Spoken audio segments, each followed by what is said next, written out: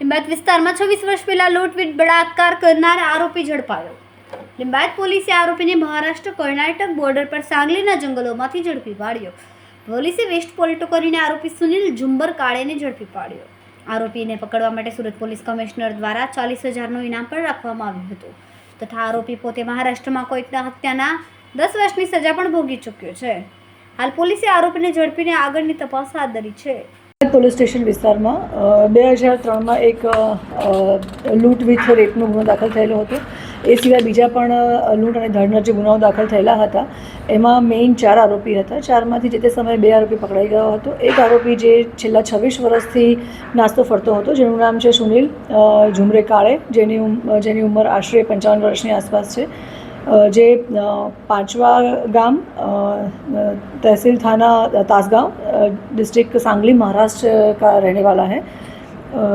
પહેલાં બહુ વર્ષો પહેલાં જ્યારે આ 2003માં ગુનો બન્યો ત્યારે એ પર્વત પાટિયાના વિસ્તારમાં છૂટી મોટી મજૂરી કરી અને રહેતો હતો.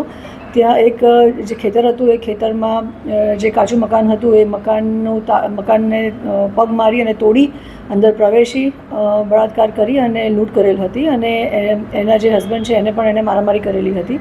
આ બાબતે ગુનો દાખલ થયેલો હતો લીંબાયત પોલીસ સ્ટેશન વિસ્તારમાં. 4 આરોપી હતા, એમાંથી 2 પકડાઈ ગયા છે અને જે 2 બાકી હતા એમાંથી એક આજે છે સુનિલ ઝુમરે કાળે. એને અમે લીંબાયત પોલીસ સ્ટેશન અને ડી સ્ટાફનું જે અમારી ટીમ છે હ્યુમન સોર્સિસથી અને ટેકનિકલ સર્વેલન્સથી અમે એને ટ્રેક કર્યો હતો, જે ત્યાં છૂટક મૂટક મજૂરી કામ અને નાની મોટી ત્યાં પણ આ પ્રકારે ચોરી કરતો હતો અને હમણાં 6-1 મહિના પહેલાં જે મર્ડરના ગુનામાં 10 વર્ષની સજા કાપી અને એના ગામ પાછો ગયો હતો.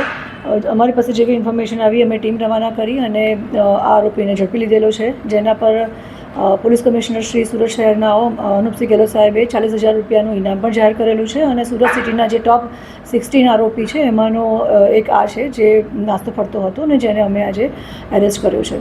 કેમેરામેન સેનલ વિરાણી સાથે વિશાલ છેઠા, માનવ પ્રભા ન્યૂઝ, સુરત.